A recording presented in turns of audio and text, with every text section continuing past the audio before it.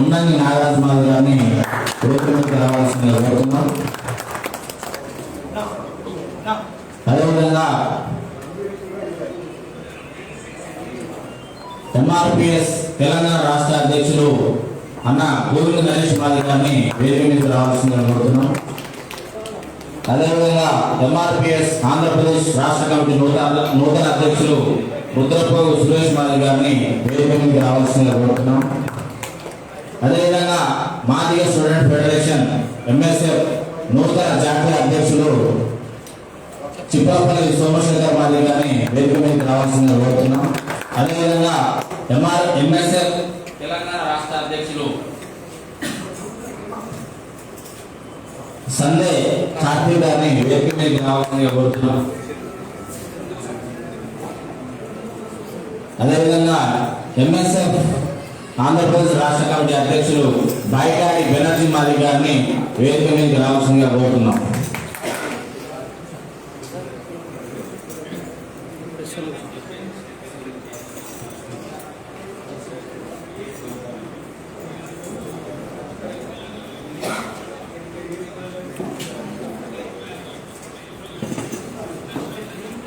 MSF Andhra Pradesh committee రాష్ట్ర అధికార ప్రతినిధి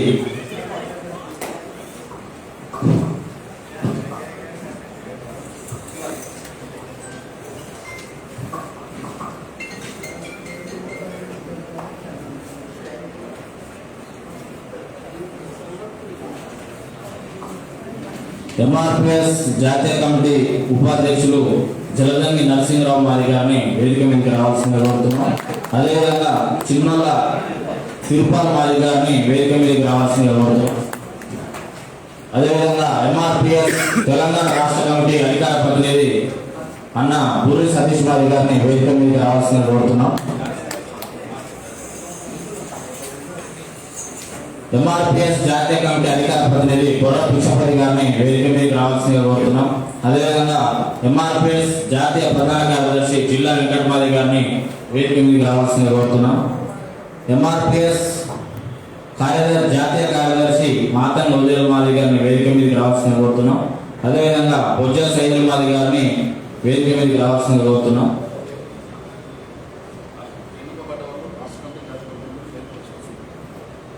ఎంఆర్పిఎస్ మరియు ఎంఎస్ఎఫ్ జాతీయ మరియు రాష్ట్ర నూతన కమిటీ బాధ్యులందరూ కూడా వేదిక మీదకి వచ్చి కూర్చోవాల్సిందిగా కోరుతున్నాం.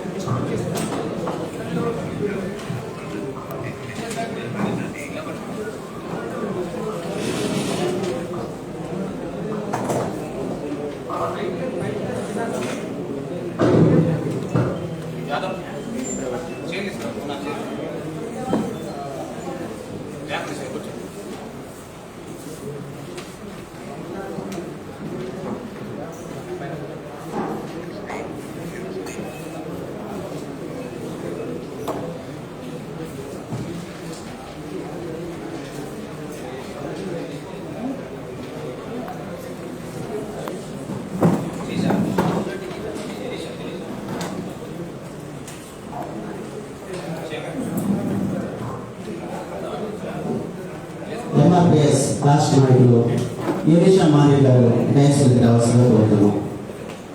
యునీషా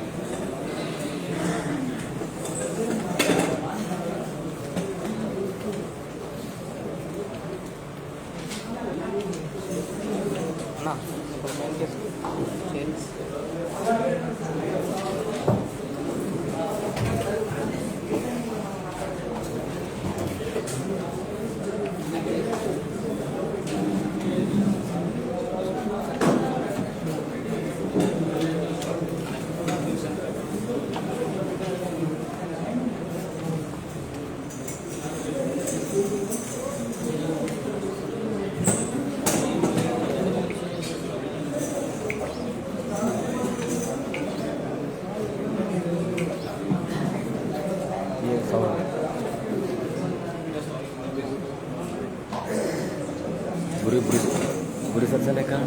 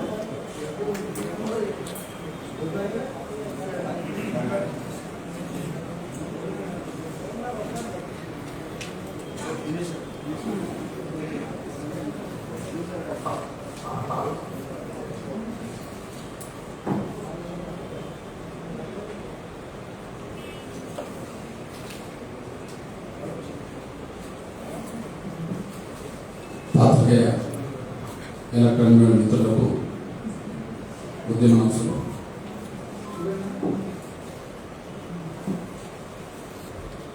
మాదిగ రిజర్వేషన్ పోరాట సమితి మాదిగ స్టూడెంట్ ఫెడరేషన్కి నూతనంగా జాతీయ కమిటీలు గుంటూరులో వేసుకున్నాం.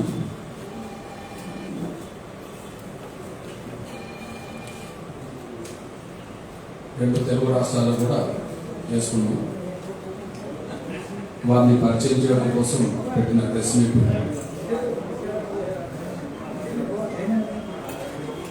ప్లీజ్ హలో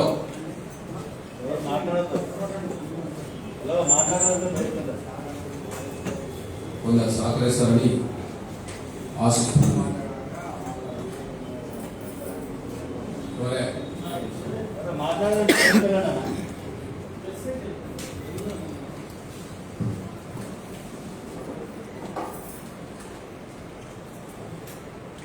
ఎస్సీ రిజర్వేషన్ల వర్గీకరణకు చట్టబద్ధత సాధించుకోవడానికి జాతీయ స్థాయిలో మరో ఉద్యమానికి సిద్ధమవుతున్నాం. మరో ఉద్యమానికి మాదిగల్ని మాదిగ ఉపకులాల్ని సిద్ధం చేయడం కోసం మాదిగ రిజర్వేషన్ పోరాట సమితి మాదిగ విద్యా సమితిలో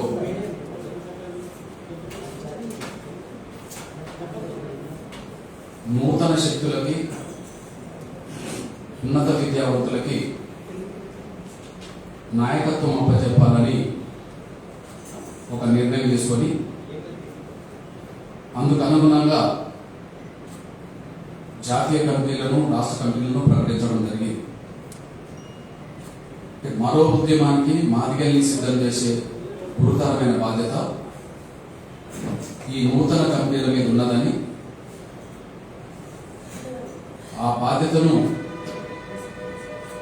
వారి మీద పెట్టి ముందుకు సాగబోతున్నాం. అందులో భాగంగా మాదిగ రిజర్వేషన్ పోరాట సమితికి జాతీయ అధ్యక్షుడిగా, ఉమ్మడి ఆంధ్రప్రదేశ్కి మాదిగ స్టూడెంట్ ఫెడరేషన్కు అధ్యక్షుడిగా ఉండి, కారంచేడు నివాసిగా ఇవాళ ఎంఆర్ఎస్ ఉద్యమానికి జాతీయ స్థాయి అధ్యక్షుడిగా డాక్టర్ మున్నంగి నాగరాజు మాదిగని ఎన్నుకోవడం జరిగింది.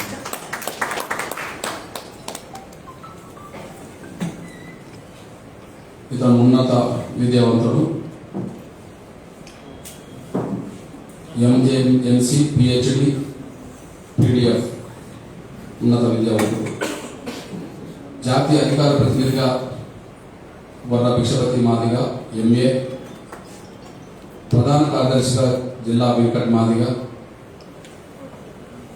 ఉపాధ్యక్షులుగా Janarangi Narasarao Madiga MA MEd BEd, Chinnolla Tirupala Madiga MA MEd LLB PhD, Matangi Odel Madiga Bojja Sedel Madiga జాతీయ స్థాయిలో కమిటీని ప్రకటించుకున్నాం. ఇంకా దాన్ని విస్తృతంగా చేయబోతున్నాం.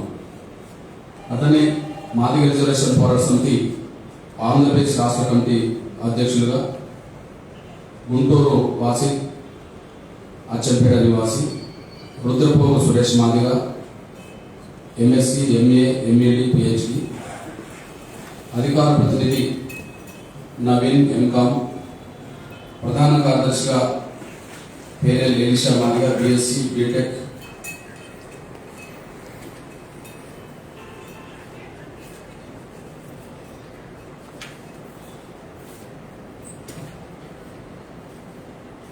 ఉపాధ్యక్షులుగా కనగాల శేఖర్ మాదిగ బిఎస్సి, కార్యదర్శి మండితోక శిశీంద్ర మాదిగ బిఎస్సి, సహాయ కార్యదర్శి నూకరాజు మాదిగ బిఎస్సి, ఎంఆర్పిఎస్ తెలంగాణ రాష్ట్ర కమిటీ అధ్యక్షులుగా సోదరులు Govind Naresh Madiga MA BEd PhD, అధికార ప్రతినిధి పొడి సతీష్ మాదిగ ఎంఏ బిఈడి, ప్రధాన కార్యదర్శిగా చంద్రగడ మురళీకృష్ణ మాదిగ బిఏ ఎల్ఎల్బి, ఉపాధ్యక్షులు Ramapu Srinivasa Madiga MSW MPA, Boda Sunil Madiga BA, Jannu Dinesh BSc, Errammani Yadagiri Madiga BTech, Duppal Anil Madiga BTech, Munugolu Praneeth Madiga BSc. ఇంకా ఈ రెండు రాష్ట్ర కమిటీలోకి మళ్ళీ విస్తృతంగా ఇంకా తీసుకోవాల్సిన అవసరం ఉంది. అది త్వరలోనే మళ్ళీ పూర్తి చేస్తాం. ఆంధ్రప్రదేశ్ రాష్ట్ర కమిటీ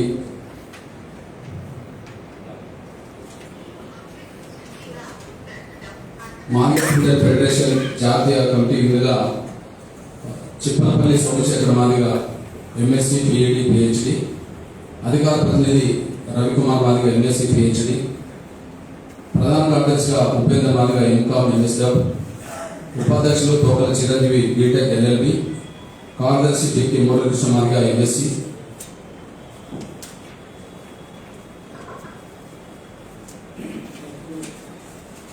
తెలంగాణ రాష్ట్ర ఎంఎస్ఎఫ్ కమిటీ స్టూడెంట్ విభాగం సందే కార్తిక్ మాదిగ ఎంఏ ఎంఎస్డబ్, అధికార ప్రతినిధి కొమ్ము శేఖర్ మాదిగ ఎంఏ పిహెచ్డి, ప్రధాన కార్యదర్శిగా బొత్సు తిరుపతి మాదిగ ఎంఎస్సి బిఈడి, ఉపాధ్యక్షులు మామిడి కర్ణాకర్ మాదిగ ఎంబీఏ ఎంఎస్డబ్, కార్యదర్శులు వైరపోగు శివ మాదిగ ఎంఏ బిఈడి, దుర్గం సురేష్ మాదిగ ఎంబీఏ బిఈడి, ప్రచార కార్యదర్శిగా ముఖ్యర ముఖేష్ మాదిగ ఎంఎస్సి, ఎంఎస్ఎఫ్ రాష్ట్ర కమిటీ ఆంధ్రప్రదేశ్ రాష్ట్ర కమిటీ అధ్యక్షులు బెనర్జీ మాదిగ బాయిగట్ బెనర్జీ మాదిగ బిఏ బిఈడి, రాష్ట్ర అధికార ప్రతినిధి త్రిపుర మాదిగ ఎంకామ్ ఎంపీఈడి, ప్రధాన కార్యదర్శి లోపెట్టి కృష్ణ మాదిగ ఎంఎస్సి బిఈడి, ఉపాధ్యక్షులు పల్లె రవీందర్ దేవ్ మాదిగ ఎంఏ, కార్యదర్శి సుమంత్ మాదిగ, సుందర్ సింగ్ మాదిగ, తాలూరు మహేష్ మాదిగ, బండారు అర్జున్ మాదిగ.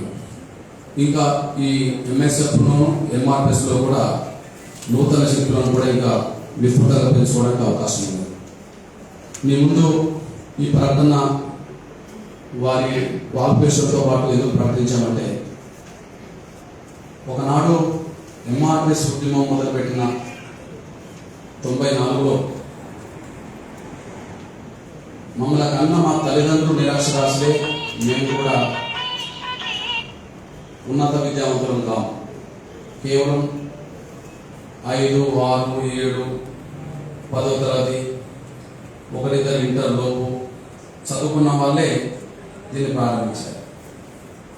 మా తల్లిదండ్రులు నిరక్షరాస్యులే, మేము అంతంత మాత్రమే చదువుకొని జాతికి జరుగుతున్న అన్యాయాన్ని సరిదిద్దే ఒక ఉద్యమాన్ని నిర్మించి 28 ఏళ్ల పాటు ఉద్యమాన్ని దశల వారీగా నడుపుకుంటూ వచ్చారు. కానీ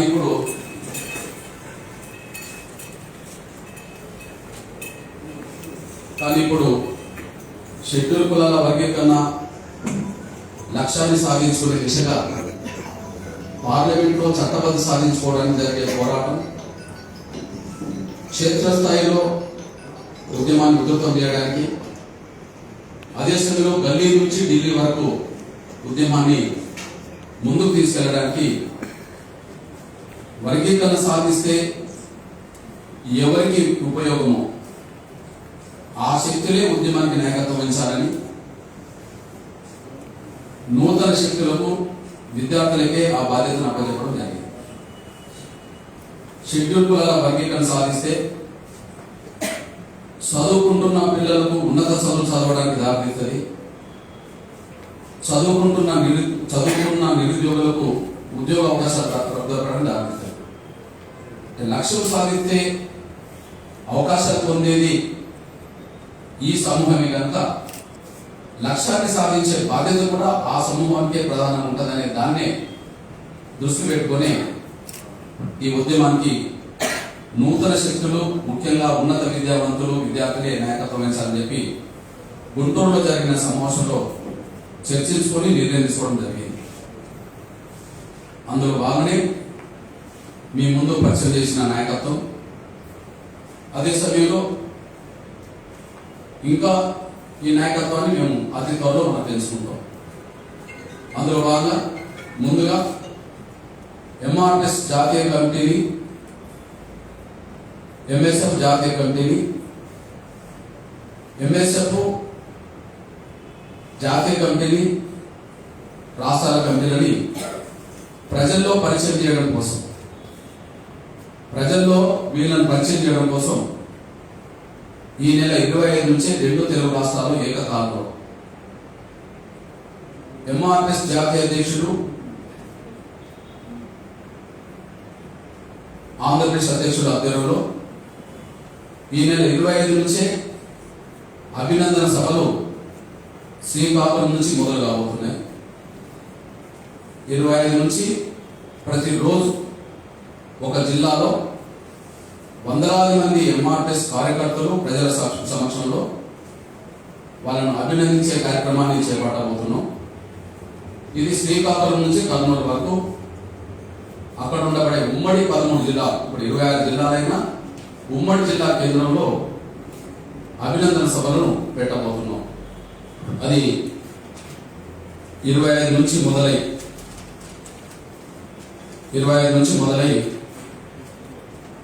ఏప్రిల్, మే 7 వరకు అవి ఆంధ్రప్రదేశ్లో జరుగుతాయి. ప్రతిరోజు ఒక ఉమ్మడి జిల్లా కేంద్రంలో ఉమ్మడి జిల్లా చొప్పున అభినందన సభలు పెట్టి వాళ్ళను అభినందించడమే కాకుండా, వాళ్ళని ప్రజలు పరిచయం చేయడమే కాకుండా, వాళ్ళని ప్రోత్సహించాల్సిన బాధ్యత, సహకరించాల్సిన బాధ్యత, ఈ కొత్త నాయకత్వాన్ని మరింత శక్తివంతంగా ముందుకు నడిపించాల్సిన బాధ్యత ప్రజలకు, ఉద్యోగస్తులకు ఉన్నదని గుర్తు చేయడం కోసం అభినందన సభలు జరగబోతున్నాయి.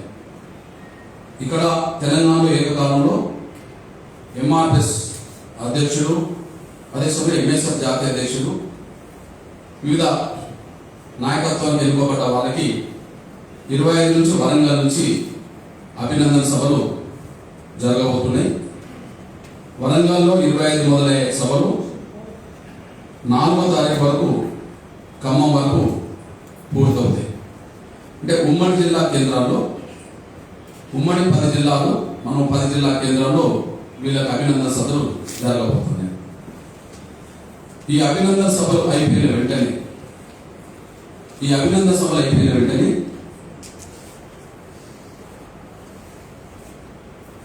2 కార్యక్రమాల మీద మేము దృష్టి పెట్టబోతున్నాం. ఒకటి, నూతనంగా ఎన్నుకోబడ్డ మార్కెట్ స్టూడెంట్ ఫెడరేషన్ జాతీయ 2 రాష్ట్రాల కమిటీల ఆధ్వర్యంలో వేగవంతంగా అన్ని జిల్లా కమిటీలను, అన్ని యూనివర్సిటీ స్థాయి కమిటీలను, అన్ని హాస్టల్ కమిటీలను, అన్ని కాలేజీల కమిటీలను వేగవంతంగా పూర్తి చేయడానికి ప్రయత్నం చేస్తాం. ఇది ఆంధ్రప్రదేశ్లోను, తెలంగాణలోను 2వ విడతగా, ఈ అభినందన సభలు అయిపోయిన వెంటనే 2వ విడతగా అన్ని జిల్లా కమిటీలను, యూనివర్సిటీ కమిటీలను, హాస్టల్ కమిటీలను, కాలేజ్ కమిటీలను పూర్తి చేస్తాం. 2 రాష్ట్రాల్లో పూర్తి చేస్తాం. పూర్తయిన వెంటనే జూన్ 11వ తారీఖు నాడు షెడ్యూల్ కులాల వర్గీకరణ పరిష్కారం పట్ల కేంద్రం అవలంబిస్తున్న తీవ్రమైన నిర్లక్ష్యానికి నిరసనగా, కేంద్ర ప్రభుత్వం అవలంబిస్తున్న తీవ్రమైన నిర్లక్ష్యానికి నిరసనగా లక్షలాది మందితో మాదిగ విద్యార్థుల గర్జన హైదరాబాద్లో జరిపిస్తారు. జూన్ 11వ తారీఖు నాడు లక్షలాది మంది మాదిగలతో జాతీయ స్థాయి ఆంధ్రప్రదేశ్, తెలంగాణ, కర్ణాటక, తమిళనాడు చుట్టుపక్కల రాష్ట్రాల నుంచి మొత్తం మాదిగ విద్యార్థులందరినీ హైదరాబాద్ రప్పిస్తాం.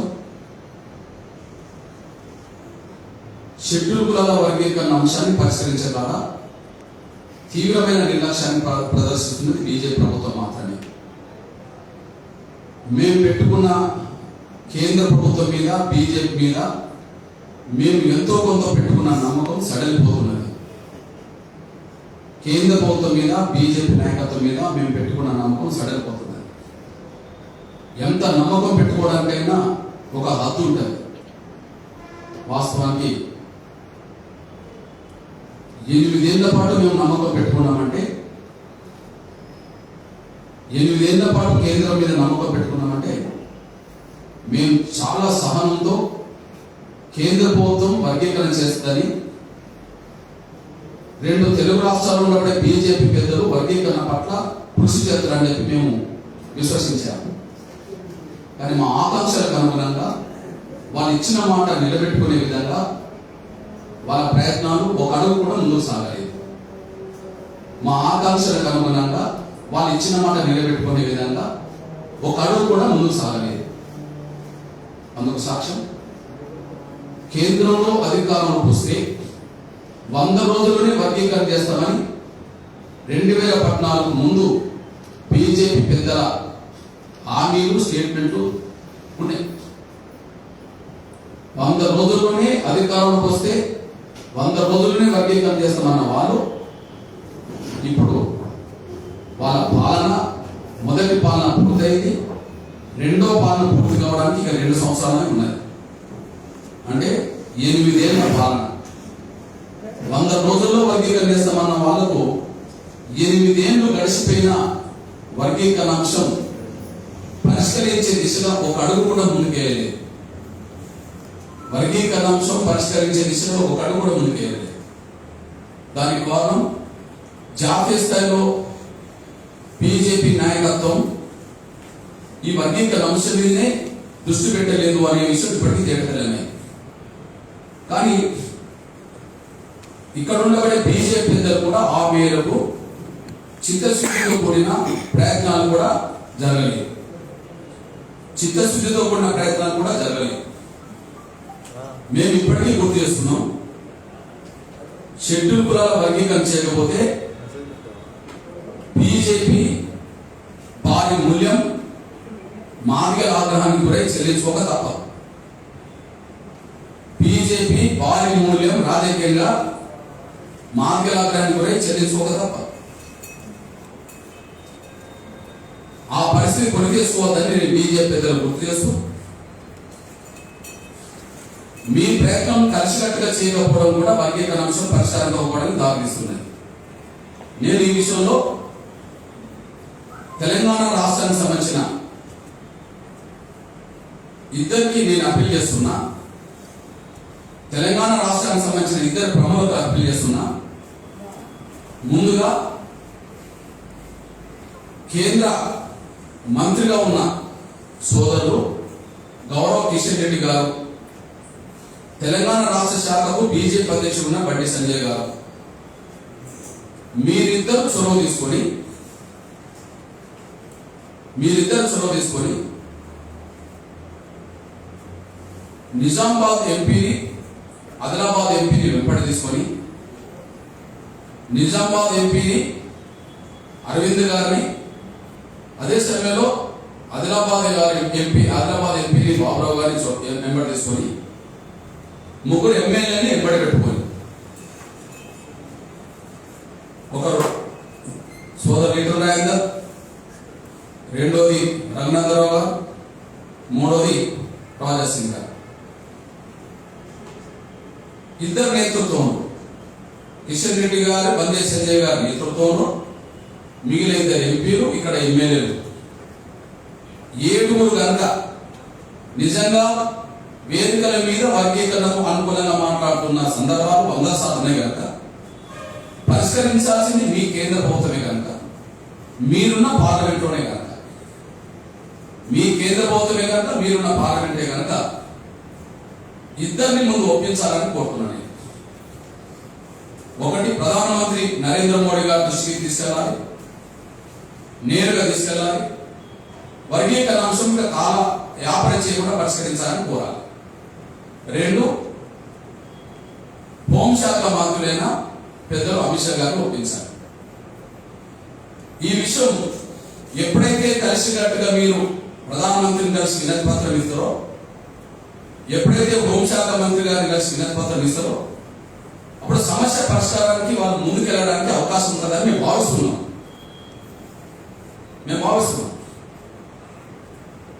వర్గీకరణ అంశం పరిష్కారం కావాలంటే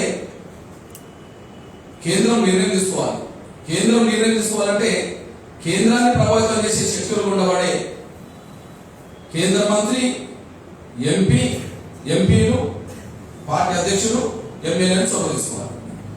కాబట్టి ఈ లోపే చొరవ తీసుకోవాలని మేము విజ్ఞప్తి చేస్తున్నాం. చొరవ తీసుకుంటున్నది లేదనే విషయం మా కమిటీ చూస్తుంది, సొసైటీ చూస్తుంది. ఇది ఇంటర్నల్ గా డిస్కస్ చేయాల్సిన అవసరం ఏం కాదు, రహస్యంగా మాట్లాడే రావాల్సిన అవసరం కూడా లేదు. ఇది బీజేపీ పాలసీ కనుక, బీజేపీ హామీ కనుక వర్గీకరణను సమర్థించడం అనేది బీజేపీ మొదటి నుంచి పాలసీ పెట్టుకున్నది. వర్గీకరణ పరిష్కరిస్తామని చెప్పి హామీలు కూడా వస్తున్నది. కాబట్టి ఏమాత్రం ఆలస్యం చేయకుండా ఖచ్చితంగా ఆ ఇద్దరిని వెంటనే ఈ 7 కలవాలి. ఇది మా అప్పీల్. రెండోది, జూన్ 14వ తారీఖు నాడు మహాజన సోషలిస్ట్ పార్టీ ఎంఆర్పీ సభ్యులు, జూన్ 14వ తారీఖు నాడు మహాజన సోషలిస్ట్ పార్టీ జాతీయ స్థాయిలో మార్గదర్శక పరిషత్ అధ్యయనంలో కేంద్ర ప్రభుత్వ నిర్లక్ష్యానికి నిరసనగా వర్గీకరణ విషయంలో జరుగుతున్న కేంద్ర ప్రభుత్వం చేస్తున్న జాప్యానికి నిరసనగానే చలో ఢిల్లీ పిలుపునిస్తున్నాం. జూన్ 14వ తారీఖు నాడు చలో ఢిల్లీ పిలుపునిస్తున్నాం. కేంద్ర ప్రభుత్వం మీద తీవ్ర స్థాయిలో ఒత్తిడి పెట్టే దిశగా మా ప్రయత్నాలు సీరియస్ గా కొనసాగించబోతున్నామని గుర్తిస్తున్నాం. అంటే ఒకటోమో నూతనంగా నాయకత్వం చేపట్టిన విద్యార్థులకి మొదటి సవాలుగా చెల్లో హైదరాబాద్ కార్యక్రమం ఉండదు జాతీయ స్థాయిలో. ఎంఆర్పిఎస్ కు మహాజన సోషలిస్ట్ పార్టీకి చెలో ఢిల్లీ కార్యక్రమాన్ని ప్రకటిస్తాం. మొదటి రోజే 16వ తారీఖు అనుకోకుండా 16వ తారీఖు నాడు ఒకటే రోజు కాకుండా పార్లమెంట్ సమావేశాలు మొదలైన రోజు నుంచి పార్లమెంట్ సమావేశాలు పూర్తయ్యే వరకు కూడా ఢిల్లీలో ఉండే కేంద్ర ప్రభుత్వం వర్గీకరణ చేస్తుందా చేయదనే విషయం కూడా తెలుసుకుంటామని కూడా మీకు స్పష్టంగా. వర్గీకరణ విషయంలో మేము కేంద్రమే దోషిగా భావిస్తున్నాం. షెడ్యూల్ కులాల వర్గీకరణ జరగకపోవడానికి కేంద్రమే దోషి, బీజేపీ పెద్దనే నిర్లక్ష్యం చేస్తున్నాం. అది తెలంగాణ రాష్ట్రానికి సంబంధించిన వాళ్ళు పార్టీలు, తెలంగాణ రాష్ట్రానికి సంబంధించిన వ్యక్తుల పేరు ఏమైనా ఇక్కడ వాళ్ళ నిర్లక్ష్యమే అక్కడ మా వర్గీకరణ జరగడానికి కారణం. కేంద్ర ప్రభుత్వ పెద్దల ముందు ఎప్పుడు వీళ్ళు కలిసికట్టుగా మాట్లాడింది లేదు. బహిరంగంగా అమిత్ షా గారిని, బహిరంగంగా ప్రధానమంత్రి గారిని కలిసి అప్పీల్ చేసింది కూడా లేదు. అంటే 100 రోజులు అన్న వాళ్ళు 8 ఏళ్ళుగా కూడా పరిష్కారం చేయలేదంటే వాళ్ళ నిర్లక్ష్యానికి ఇది నిలువుటద్దం అనేసి కూడా మేము గుర్తు చేస్తున్నాం. ఈ విషయంలో ఇక్కడ ఉండబడే 3 పార్టీలకు, తెలుగు రాష్ట్రాలకు సంబంధించిన 3 పార్టీలకు మేము కృతజ్ఞతలు చెప్తున్నాం. వర్గీకరణ విషయంలో ముందుగా టీడీపీ ఎంపీ, టీడీపీ రాజ్యసభ సభ్యుడు కనకమేడల రవీంద్ర కుమార్ గారు షెడ్యూల్ కులాల వర్గీకరణ త్వరగా పరిశీలించాలని చెప్పి బలంగా పార్లమెంట్లో, రాజ్యసభలో తమ వాణి వినిపించారు. కేంద్రం ఈ విషయాన్ని పరిశీలిస్తున్నామనే స్థాయికి కనీసం ప్రకటన తెప్పించగలిగారు. మొదటిసారి రాజ్యసభలో ఈ స్థాయిలో చర్చ జరగడానికి కారణం కనుక మెడల్ రవీంద్ర కుమార్ గారు. ఈ విషయంలో రవీంద్ర కుమార్ గారికి, అదే సమయంలో టీడీపీ పెద్దలు మాజీ ముఖ్యమంత్రులు చంద్రబాబు నాయుడు గారికి మేము ధన్యవాదాలు కూడా తెలుస్తున్నాం. చర్చ విషయంలో పార్లమెంట్లో జరపడానికి కృషి చేసినాం. రెండోది, ఇక్కడ అధికార పార్టీ, ప్రతిపక్ష పార్టీ, అధికార పార్టీ నుంచి ఎంపీ, లోక్సభ పక్ష నాయకులు నామనాథ్ గారి అభ్యర్థులు, లోక్సభలో ఎంపీలందరూ, లోక్సభలో టీఆర్ఎస్ ఎంపీలందరూ వర్గీకరణ అంశం కేంద్ర ప్రభుత్వం చేస్తున్న జాప్యానికి నిరసనగా చర్చకు పార్లమెంట్లో లోక్సభలో పట్టుబట్టారు. చర్చకు లోక్సభ స్పీకర్ అంగీకరించకుండా ఉన్న సమయంలో ఆ రోజు వాకౌట్ చేసే ముందు షెడ్యూల్ కులాల వర్గీకరణ అంశం ఎక్స్పోజ్ చేయడానికి వాళ్ళ చేతిలో నినాదాలు సంబంధించిన ప్లే కార్డ్స్ పెట్టుకొని, కేటగిరీకి సంబంధించిన ప్లే కార్డ్స్ పెట్టుకొని కూడా వాళ్ళు తీవ్రమైన నిరసన వ్యక్తం చేశారు. బయటకు వచ్చి లోక్సభ నాయకులు, ఎంపీలందరూ, అదే సమయం రాజ్యసభ కేశవరావు గారితో సహా అందరూ కూడా షెడ్యూల్ కులాల వర్గీకరణ అంశం మీద ఇక ముందు కూడా లోక్సభ, రాజ్యసభలో తీవ్రమైన ఒత్తిడి తీసుకోవద్దామని, అవసరం అనుకుంటే బయట కూడా మేము కొట్లాడతామని చెప్పి స్పష్టమైన ప్రకటన చేయడం జరిగింది. ఈ విషయంలో టీఆర్ఎస్ ఎంపీలకు వాళ్ళని పార్లమెంట్ లో మాట్లాడించే విధంగా చేసిన కేసీఆర్ ద్వారా కూడా ఈ విషయంలో మేము ఇప్పుడు చెప్తున్నాం. అయితే ఈ ఒత్తిడి మరింత పెంచే విధంగా కూడా ముందుకు రావాలని చెప్పి నేను కోరుతున్నాను. అందరికీ నేను కృతజ్ఞతలు చెప్తున్నాను. అట్లనే లోక్సభలో కాంగ్రెస్ పక్షాల నుంచి రేవంత్ రెడ్డి గారు, అదే సమయంలో ఉత్తమ్ కుమార్ రెడ్డి గారు కూడా లోక్సభలో చర్చకు పట్టుబట్టారు. ఆ చర్చకు పట్టుబట్టినందుకు వాళ్ళు కూడా కృతజ్ఞతలు చెప్తున్నాం. కానీ రాబోయే రోజుల్లో మరింత ఒత్తిడి కేంద్రంగా పెట్టే విధంగా జాతీయ స్థాయి నేతలతోనే కాంగ్రెస్ పార్టీ నాయకత్వాన్ని విజ్ఞప్తి చేస్తున్నాం, రేవంత్ రెడ్డి గారికి విజ్ఞప్తి చేస్తున్నాం. లోక్సభలో మరింత చర్చ పెట్టే విధంగా, రాజ్యసభలో కాంగ్రెస్ వైపు నుంచి చర్చ పెట్టే విధంగా తమ అధిష్టానాన్ని ఒప్పించి వచ్చే లోక్సభ, రాజ్యసభలో కాంగ్రెసే వర్గీకరణ అంశాన్ని మరింత శక్తివంతంగా ఒత్తిడి పెట్టే విధంగా బీజేపీగా చొరవ చూపెట్టాలని చెప్పి నేను సోదరుడు రేవంత్ రెడ్డి గారికి నేను విజ్ఞప్తి చేస్తున్నాను. అంటే ఇక్కడ వర్గీకరణ అంశాన్ని లోక్సభలో, రాజ్యసభలో లేవనెత్తిన టీడీపీకి మేము ధన్యవాదాలు చెప్తున్నాం, టీఆర్ఎస్ కు ధన్యవాదాలు చెప్తున్నాం, అదే సమయంలో కాంగ్రెస్ కూడా ధన్యవాదాలు చెప్తున్నాం. ఇక్కడ దోషి ఆంధ్రప్రదేశ్ నుంచి వైసీపీ మౌనంగా ఉన్నది. ఇక్కడ కేంద్రంలో బిల్లు పెట్టకుండా బీజేపీ మౌనంగా ఉన్నది. ప్రధానంగానైతే బిల్లు పెట్టకుండా మౌనంగా ఉండబడే బీజేపీ మా దృష్టి దోషి. కాబట్టి వర్గీకరణ అంశం పరిష్కరించకుండా రాబోయే రోజుల్లో ఖచ్చితంగా బీజేపీ ఇదే నిర్లక్ష్యం ప్రదర్శిస్తే బీజేపీ మీద చేసే యుద్ధమే రాజకీయంగా బీజేపీ మూల్యం చెల్లించుకోవడానికి దారితీస్తుంది. మేము ఎంఆర్ఎస్ నాయకత్వానికి అన్ని పార్టీలతో ఉండబడే సత్సంబంధాలు ఉన్నాయి. మేము అంశాల కాడ రాజీపడం కానీ అనవసరమైన శత్రుత్వాన్ని మేము కోరుకోం. మేము అంశాల కాడ ఎట్టి పరిస్థితుల్లో ఎవరి దగ్గర రాజీపడం, సూత్ర రీత్యా మేము నమ్ముకున్న అంశాల మీద మేము ఎవరి దగ్గర మేము రాజీపడం. కానీ అనవసరమైన ఘర్షణను మేము ఎప్పుడు కోరుకోం, ఎవరితో మేము కోరుకోం. కాబట్టి టిఆర్ఎస్ నేతృత్వంలో దళితులకు, పీడిత వర్గాలకు ఏ రూపంగా అన్యాయం జరిగినా మేము ఎదుర్కొంటాం. కానీ అదే టిఆర్ఎస్ నుంచి సానుకూలమైన దృక్పథం ఎప్పుడన్నా వస్తే మేము వాళ్ళకి ధన్యవాదాలు కూడా చెప్తాం. ఇగో ఈ విషయంలో పార్లమెంట్ లో వర్గీకరణ అంశం మీద బలంగా పట్టుబట్టినందుకు మేము ధన్యవాదాలు కూడా చెప్తున్నాం. అట్లనే కాంగ్రెస్ కూడా ఈ విషయంలో మరింత సీరియస్ గా ముందుకెళ్లాలని కోరుతున్నాం. కానీ బీజేపీ మా దృష్టిలో దోషి. దానికి రెండు కారణాలు. 100 రోజుల్లో వర్గీకరణ చేస్తామన్న వాళ్ళు 8 ఏళ్ళు గడిచిన అంశాన్ని పరిష్కరించకపోవడం.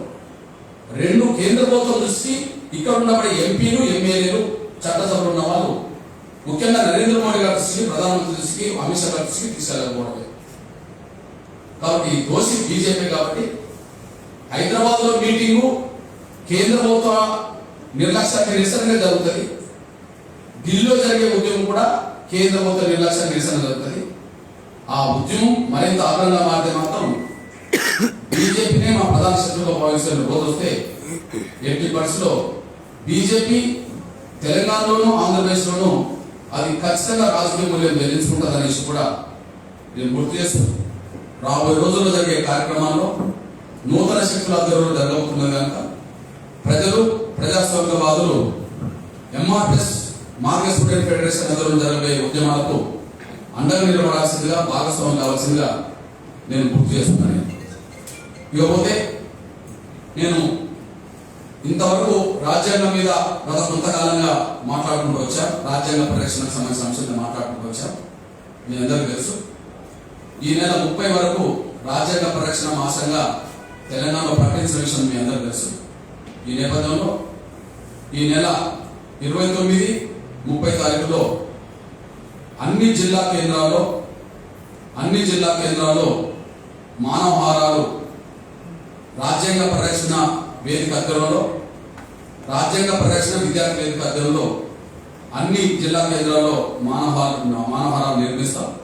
అట్లనే చివరి రోజు 30 తారీఖు నాడు అన్ని మండల కేంద్రాల్లో ఖచ్చితంగా రాజ్యాంగ పరిరక్షణ వేదిక, అదే సమయంలో రాజ్యాంగ పరిరక్షణ విద్యార్థి వేదిక ఆధ్వర్యంలో ఈ నెల 30 తారీఖు నాడు అన్ని మండల కేంద్రాల్లో మానవహారాలు నిర్మిస్తాం. ఈ విషయంలో యూనివర్సిటీ విద్యార్థులు, ఈ విషయంలో హాస్టల్స్ విద్యార్థులు, కాలేజీల విద్యార్థులు ఈ మానవహారాల్లో, జిల్లా కేంద్రాల్లో జరిగే మానవహారాల్లో, మండల కేంద్రాల్లో జరిగే మానవహారాల్లో పెద్ద ఎత్తున పాల్గొనాల్సిందిగా నేను విజ్ఞప్తి చేస్తున్నాను. అట్లనే కుల సంఘాలు, ప్రజా సంఘాలు, ఈ రాజ్యాంగ పరిరక్షణ వేదికలో భాగస్వామ్య సంఘాలు కూడా వేరువేరుగా జిల్లా మండల గ్రామ కేంద్రాల్లో కూడా మానవహారాలు పెద్ద ఎత్తుగా 29, 30 తారీఖు వరకు నిర్వహించాలని చెప్పి మేము కోరుతూ, ఈ విషయంలో ప్రజలు చైతన్యం చేసే దిశగా, విద్యార్థులు చైతన్యం చేసే దిశగా రేపటి నుంచే అన్ని హాస్టల్స్ లో, అన్ని కాలేజీలో, అన్ని యూనివర్సిటీలో ఉద్యమానికి 29, 30 తారీఖు నాడు జరిగే మానవహారాలకు సిద్ధంగా ఉండే విధంగా కరపత్రాల పంపిణీ అన్ని యూనివర్సిటీలో, అన్ని హాస్టల్స్ లో, అన్ని కాలేజీలో కరపత్రాల పంపిణీ వాళ్ళని చైతన్యం చేసి ఉద్యోగం భాగస్వామ్యం చేసే దిశగా మా కార్యక్రమాలను రేపటి నుంచే యథావిధిగా మనం కొనసాగిస్తాం. ఇకపోతే నేను రాజ్యాంగం పట్ల అవహేళనతో మాట్లాడిన, రాజ్యాంగాన్ని మార్స్తామని కొత్త రాజ్యాంగం నుంచి మాట్లాడిన కేసీఆర్ గారి వైఖరిని చూస్తే ఒక సమయంలో నిజంగానే ఆగ్రహం వేస్తారు.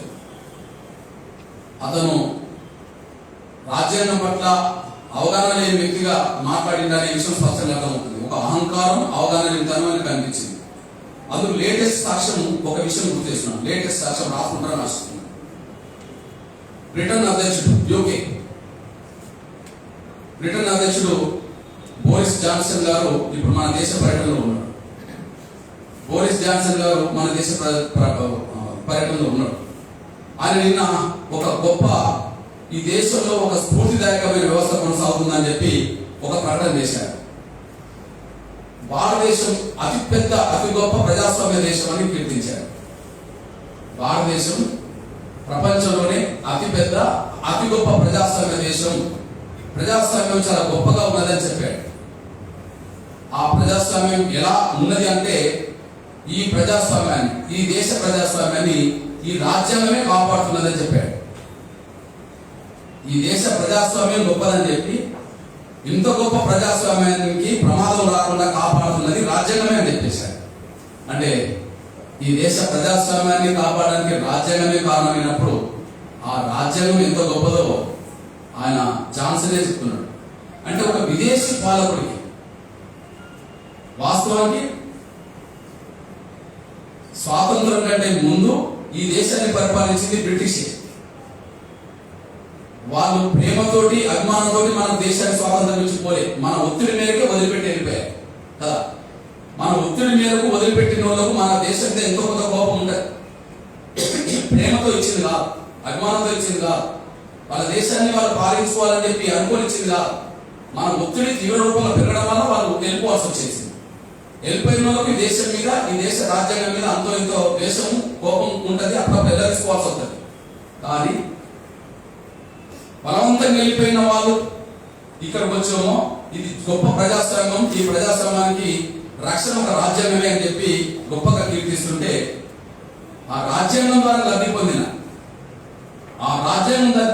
పొందిన తెలంగాణ, ఆ రాజ్యాంగం ద్వారా ముఖ్యమంత్రి అయిన కేసీఆర్కే రాజ్యాంగంలో ఉండబడే ప్రజాస్వామ్యం, రాజ్యాంగంలో ఉన్న గొప్పదనం కనిపించలేదంటే ఎంత ఎంత అవగాహన లేనితనమో, ఎంత అహంకారమో ఈ రెండు కనిపిస్తున్నాయి. మనం మర్చిపోదని అనుకుంటున్నాం. బోరిస్ జాన్సన్ కు కనిపిస్తున్న ప్రజాస్వామ్యాన్ని కాపాడుతున్నది రాజ్యాంగం అనే అంశం మరి ఒక కేసీఆర్ కనిపించకపోవడానికే కారణం ఆయన అవగాహన లేని, అదే అహంకారం. ఈ రెండు ఆయన ఉన్నాయనే విషయం కూడా స్పష్టంగా అర్థమవుతున్నది. కాబట్టి అవగాహన కల్పించుకోవాలి, రాజ్యాంగంలో గొప్పదనం మీద అవగాహన కల్పించుకోవాలి. అందుకు 80,000 పుస్తకాలు పక్కన పెట్టు కానీ చదివింది ఇక నువ్వు చదివింది చాలు, కానీ నువ్వు ఇక ముందు ఏదైనా పుస్తకం చదువుకోదలుచుకుంటే ఒక భారత రాజ్యాంగం మాత్రమే నువ్వు కూలంకషంగా చదువుకోవాలని చెప్పి నేను ఇక్కడ కేసీఆర్ గారికి విజ్ఞప్తి చేస్తున్నా. నీలో ఉండబడే అహంకారాన్ని కూడా తగ్గించుకోవాలి. నీ అహంకారమే నీ పతనానికి దారిస్తుంది అనేసి కూడా కేసీఆర్ గారు పూర్తి చేస్తున్నాను. నేను మళ్ళీ చెప్తున్నా, అంశాల పట్లనే మా స్పందన ఉంటుంది. నేను ఇంతకుముందే వర్గీకరణ అంశం మీద టీఆర్ఎస్ ఎంపీలు మాట్లాడినందుకు ఎంపీల ద్వారా డైరెక్షన్ నుంచి మాట్లాడిన కేసీఆర్ కూడా ఉంటారని చెప్పారు. అంశం పట్ల మాకు ఉంటుందే తప్ప వ్యక్తిగతంగా మా ద్వేషాలు, ప్రేమలు ఉండవు. రాజ్యాంగం పట్ల అనుచిత వ్యాఖ్యలు చేసింది కాబట్టి నేను రాజ్యాంగం పట్ల నేను మాట్లాడుతున్నా. వర్గీకరణ అంశం పట్ల పార్లమెంట్ లో ఎవరైతే కాబట్టి దాన్ని కృతజ్ఞతలు చెప్తున్నాను. ఈ విషయంలో ఖచ్చితంగా రాజ్యాంగం విషయంలో మాత్రం నీ అవగాహనను మరింత పెంచుకో. అందువల్ల ఇతర పుస్తకాల పక్కన పెట్టి రాజ్యాంగం చదువుకో. రెండు, అహంకారాన్ని తగ్గించుకో. నీ అహంకారమే నీ భవిష్యత్ పత్రానికి దారిస్తుంది, నీ పార్టీ పత్రానికి దారిస్తుంది అనేసి కూడా గుర్తు చేస్తూ 29-30 తారీఖులో జరగబోయే ఈ రాజ్యాంగ పరిరక్షణ మానహారాల్లో జిల్లా మండల కేంద్రాల్లో విద్యార్థులు, అదే సమయంలో ప్రజాపాలన సంఘాలు కూడా పెద్ద ఎత్తున భాగస్వామ్యం చెప్పి పిలుపునిస్తున్నాను. ధన్యవాదాలు.